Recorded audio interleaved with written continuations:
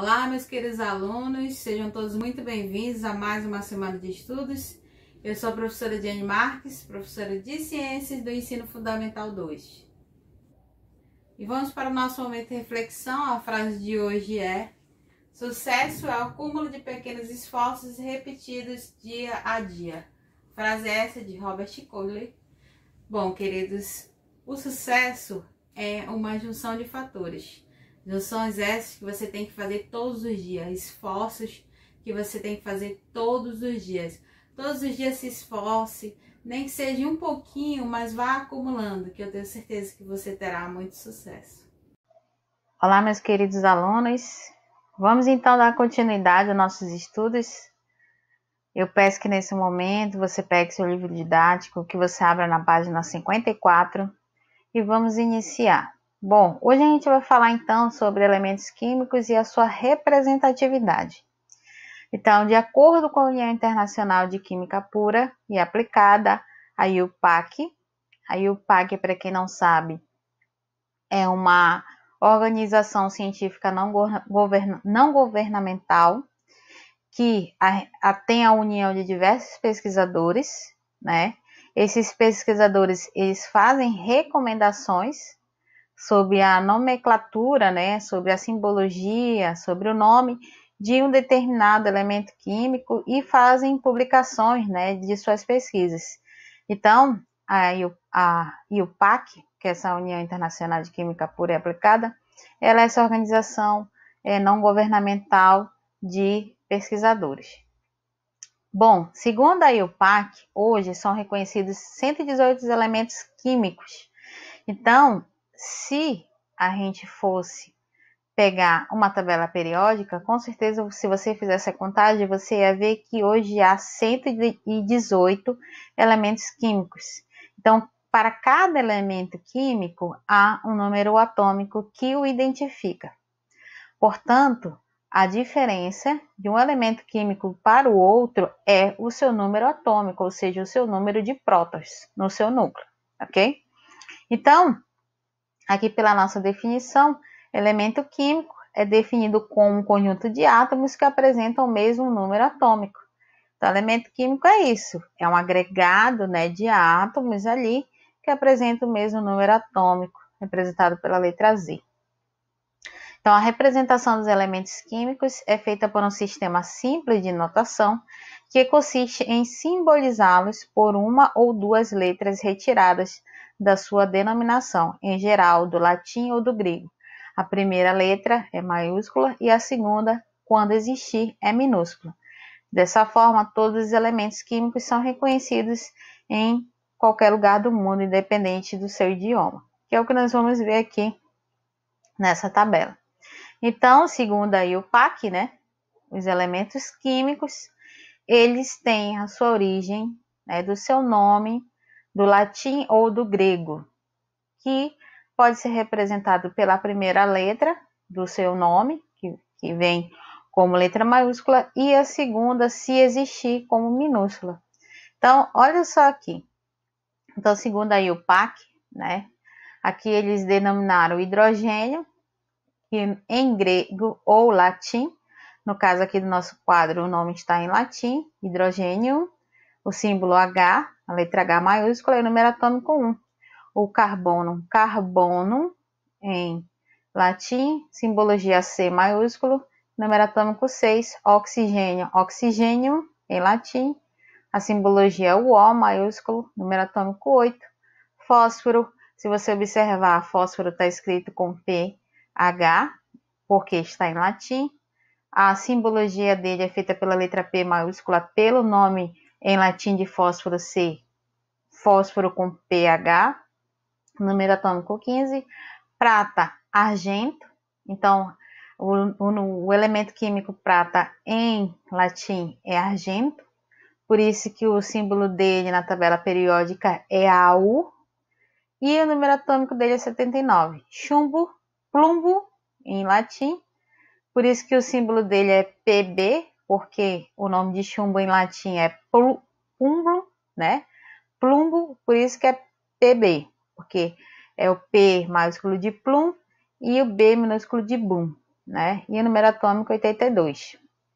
Então, todo elemento químico que foi catalogado, né, nomeado pela UNIOPAC, ele foi descrito dessa forma, em latim, usando letras maiúsculas e minúsculas, se tiver uma segunda letra no nome, e pelo número atômico.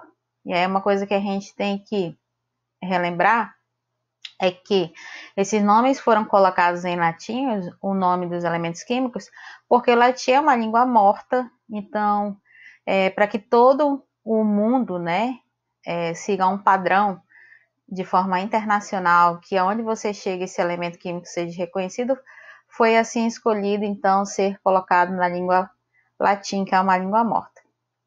Então, para a notação de elemento químico, a UPAC, ela descreve um elemento químico assim, né?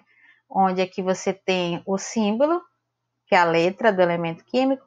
Na parte superior, tu tem o número de massa, e na parte inferior, tu tem o número atômico, que é Z. A maiúsculo, que é massa, Z maiúsculo, que é número atômico, e aqui você tem no caso, a letra do elemento químico. Então, por exemplo, se a gente tiver um carbono aqui, né, com essa representatividade, você já sabe que quando você olhar para cá, você sabe que o número em cima é o número de massa e o número embaixo é o número atômico.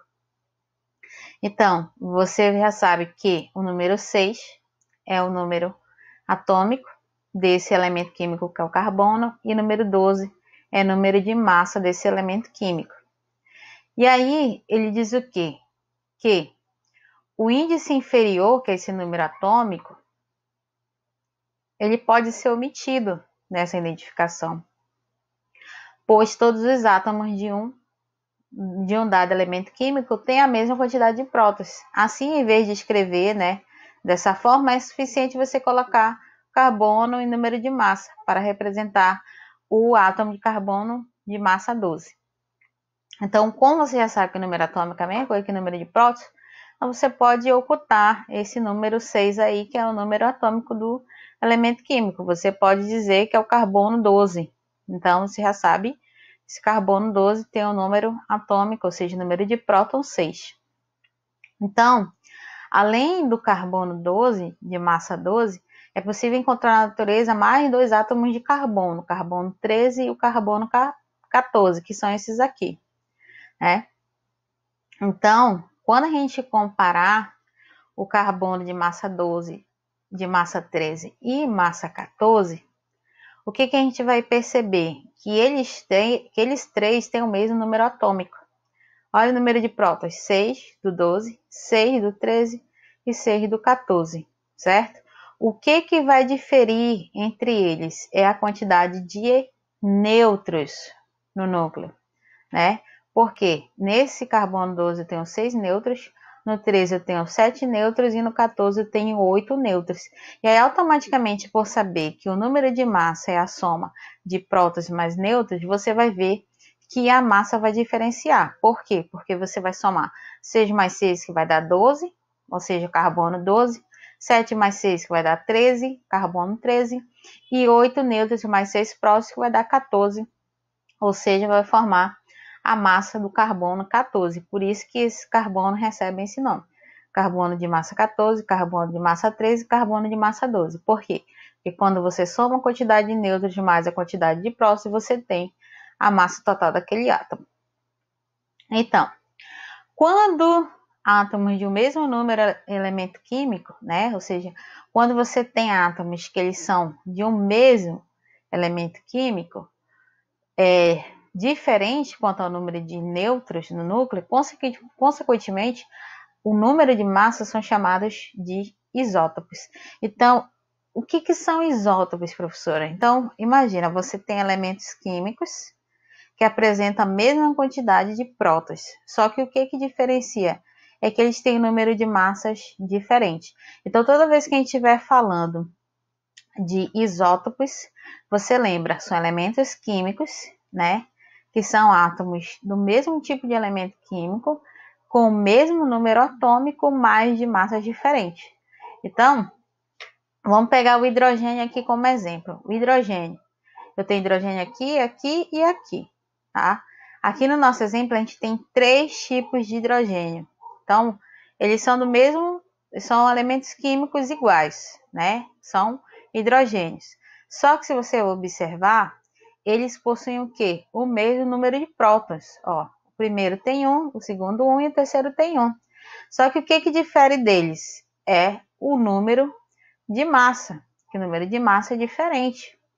O primeiro hidrogênio, ele tem um próton e aí automaticamente a massa vai ser 1. O segundo tem um próton e um nêutron, então você já sabe que a massa dele vai ser 2.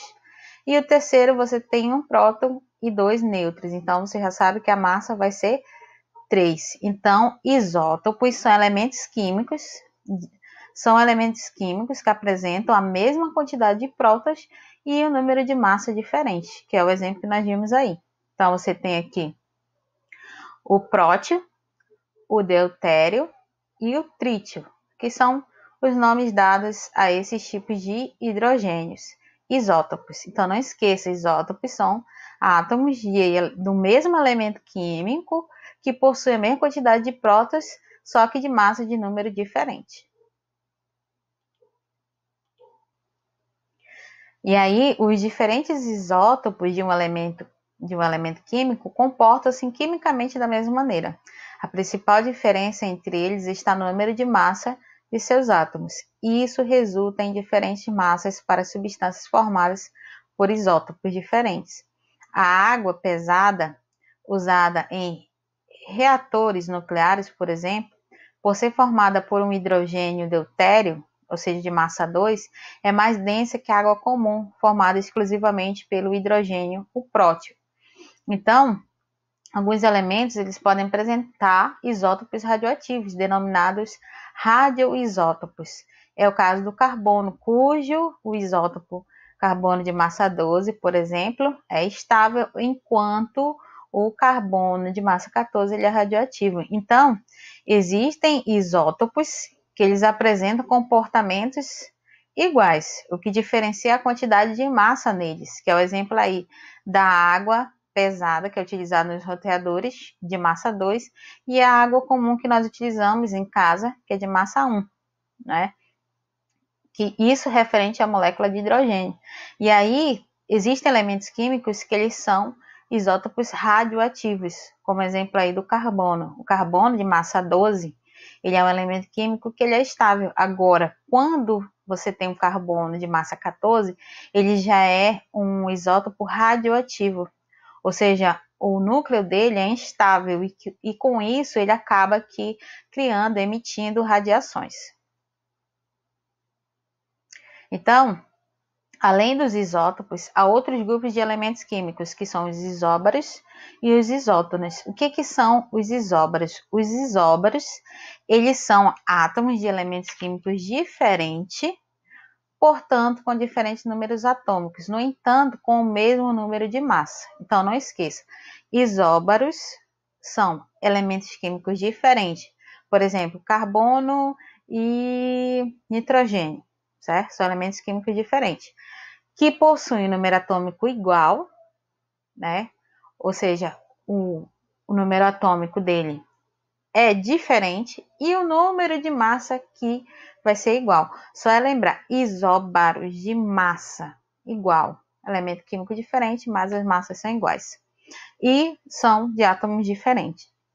Já os isótonos, eles são átomos de elementos químicos diferentes, que apresentam um número atômico e de massa diferente, mas que têm a mesma quantidade de nêutrons. Então, vamos entender aqui melhor.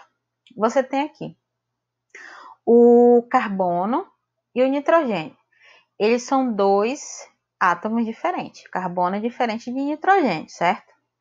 Só que se você observar, eles possuem o mesmo número de massa. Olha, o número do carbono é 14 e o número do nitrogênio é 14. Só que o número atômico deles é diferente. Então, os isóbaros são isso.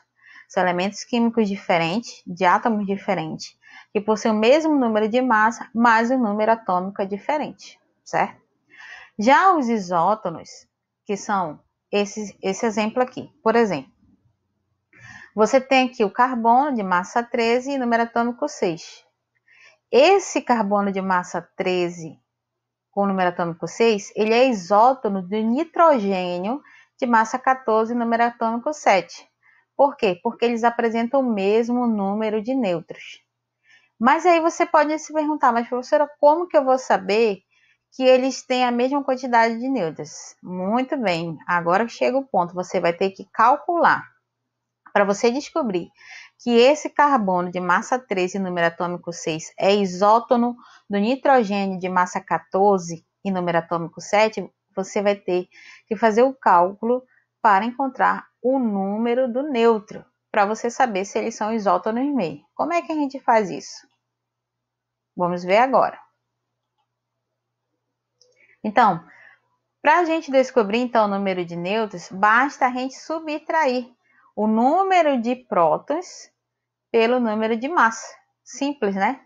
Então, assim, dessa forma a gente consegue detectar a quantidade de nêutrons. É só você pegar, ó, você já aprendeu que para você calcular a massa de um átomo, você faz o quê? Você faz uma adição. Você soma o número de prótons mais o número de nêutrons.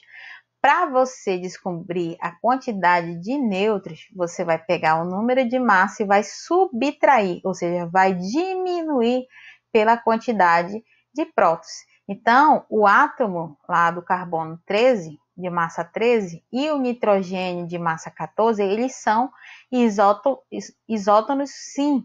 Por que eles são isótonos, professora?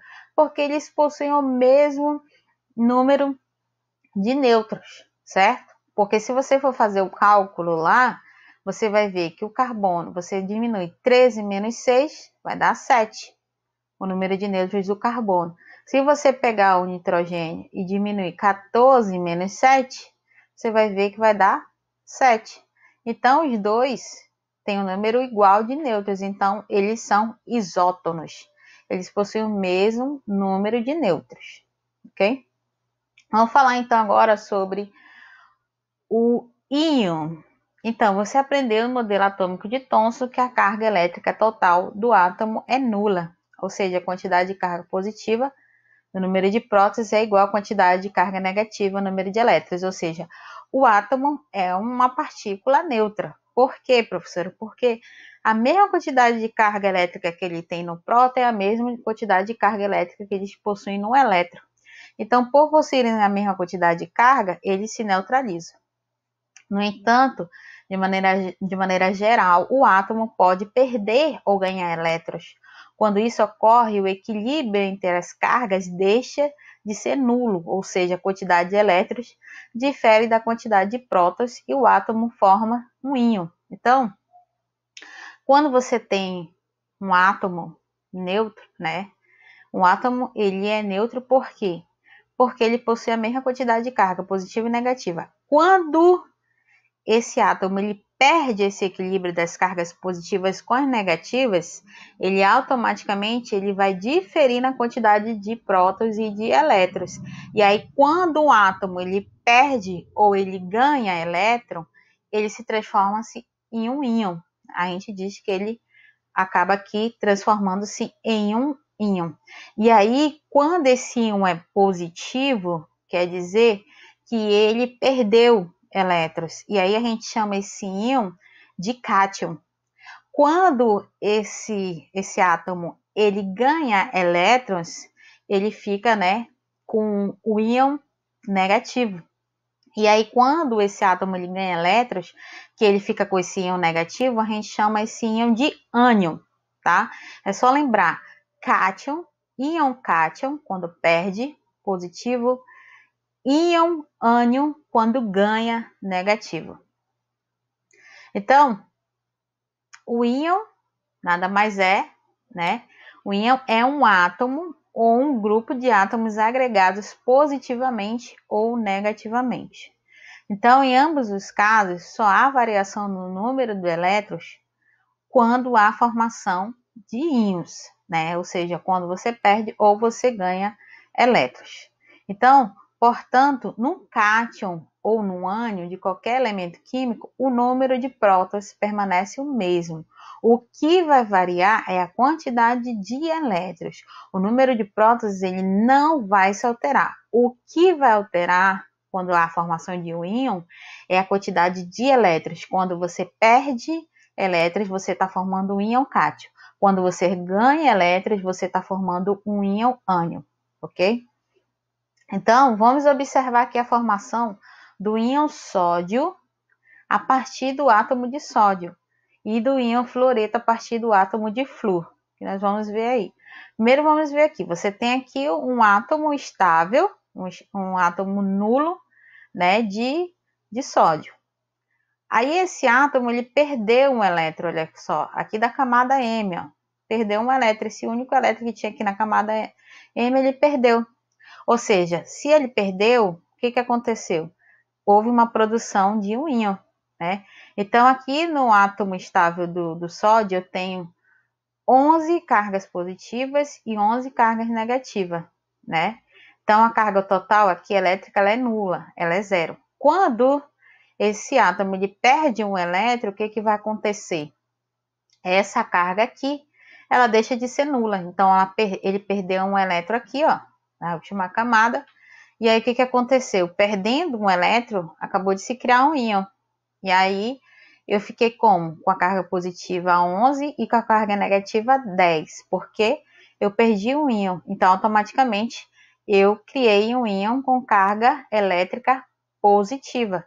Então, aí eu criei aqui, ó, o Na+, criei um cátion. Então, a perda de elétron leva à formação de um íon positivo, que é o Na+, que é um cátion. Agora, vamos ver a formação de um íon fluoreto a partir do átomo de flúor. Então, você tem aqui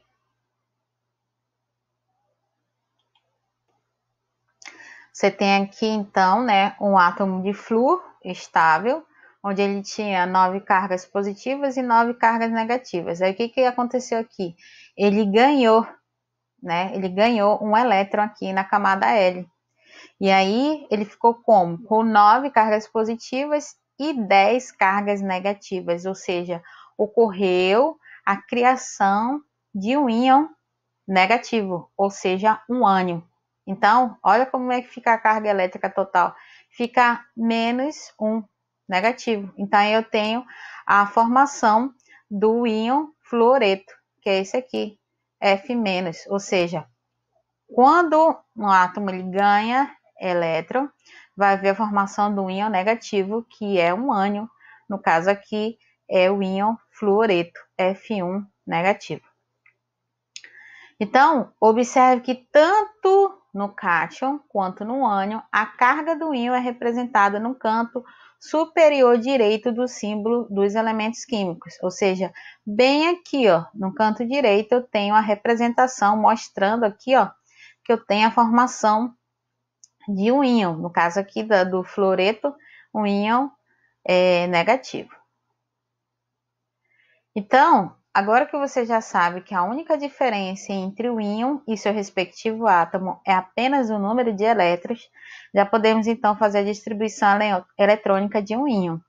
Para obter a configuração eletrônica de um íon, devemos acrescentar ou retirar elétrons no nível ou subnível mais externo do átomo do estado fundamental. Por exemplo, para representar a distribuição em subníveis de energia para o ânion brometo, iniciamos, né, pelo átomo de bromo no estado fundamental, ou seja, para a gente fazer a distribuição do íon, a gente começa primeiro fazendo a distribuição eletrônica pelo número atômico daquele elemento químico no estado nulo, né, no estado fundamental, ele estável, né, sem criar íons ainda. Então, como é que a gente vai fazer? A gente sabe que o bromo ele tem o número atômico 35, a gente faz a distribuição, ó, 1s2, 2s2, 2p6, até 4p5. Então, até aqui a gente sabe que a gente distribuiu 35 elétrons. Só que a gente tem que distribuir o quê? Um ânion de brometo, ou seja, um íon ânion brometo, ou seja, ele está ganhando um elétron a mais. E aí, a gente divide isso em camadas, camada K, L, M, N. Camada N é a camada de valência, que é a última camada, que tem quantos elétrons aqui no bromo no estado fundamental? 7, né? Agora vamos fazer então essa distribuição, ele no estado, vamos fazer então a distribuição do ânion brometo, ou seja, aí está dizendo que ele ganhou um elétron a mais, certo? E aí esse elétron a mais, ele será adicionado no subnível mais energético da camada de valência. Ou seja, eu fiz aqui a distribuição do elemento químico bromo no seu estado fundamental, e aí a gente tem que adicionar esse um elétron aqui, que ele está pedindo, do íon, do ânion bromo, aqui ó, no subnível mais energético. E aí, quando eu adicionar, o que eu faço? Eu faço a distribuição, aí vai ficar um S2, 2S2, aí aqui no 4, que é o 4P6, que é o subnível mais energético, que eu adicionei número 1, vai ficar 4P6. A mesma ideia é válida para escrever a distribuição de subníveis de energia para cátions. Por exemplo, observe a representação do íon ferro 2+, ou seja, esse átomo de ferro ele perdeu 2 elétrons. Esse 2+ significa que ele perdeu 2 elétrons. E aí, o que eu faço? Esse ferro tem o número atômico, né, de 26. Eu faço a distribuição eletrônica, né? Então, já sei que eu tenho que retirar 2 elétrons. Então, no cátion Fe2+, tem 2 elétrons a menos, que serão retirados da camada de valência do átomo, ou seja, da última camada. Então, você faz a distribuição eletrônica normal do elemento químico no seu estado fundamental, aí você vai retirar 2 elétrons da última camada, que no caso aqui a última camada é o 4s2. E aí você tira esses 2 elétrons do subnível S, e aí o que vai acontecer? A distribuição eletrônica vai ficar 1s2, 2s2, 2p6, 3s2, 3p6 e 3d6, ok?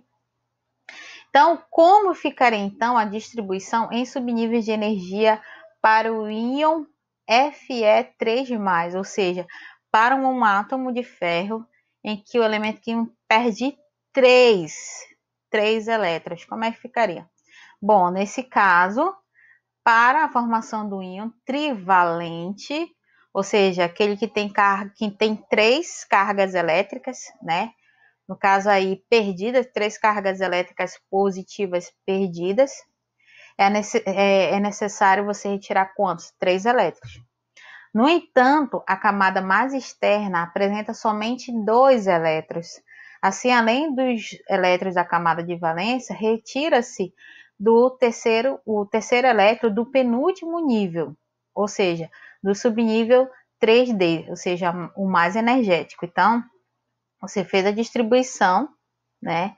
E aí você tem que retirar 3 elétrons dessa distribuição. O que você vai fazer? Você vai retirar 2 aqui da camada de valência, que é o 4s, e aí você precisa tirar mais um, porque você tem que tirar 3. Aí você tira 2 aqui da camada de valência, do 4s2, e tira 1 aqui do 3d6, que é do subnível mais energético, que é o D. Você vai tirar um daqui. Como que vai ficar? Vai ficar 1s2, 2s2, 2p6, 3s2, 3p6 e 3d5. Ou seja, você tirou mais um. Então, você acabou de tirar 3 elétrons aí desse cátion Fe3+, ok? Vamos agora, então, para a nossa atividade de hoje. No nosso livro didático, você vai fazer a atividade hora de estudo, tá? Página 68, página 69 do hora de estudo.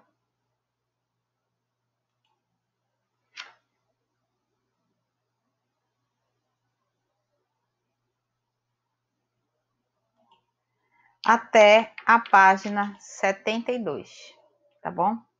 Isso no nosso livro didático, tá bom? Da página 68 até a página 72. Agora vamos para o nosso livro de atividade do aluno. No nosso livro de atividade do aluno, vocês irão fazer apenas a página 27 do livro de atividade do aluno, que é essa página aqui. Tá bom, meus queridos? Somente essa página hoje do livro de atividade do aluno, questão de 19 a 21, ok? Boa tarefa!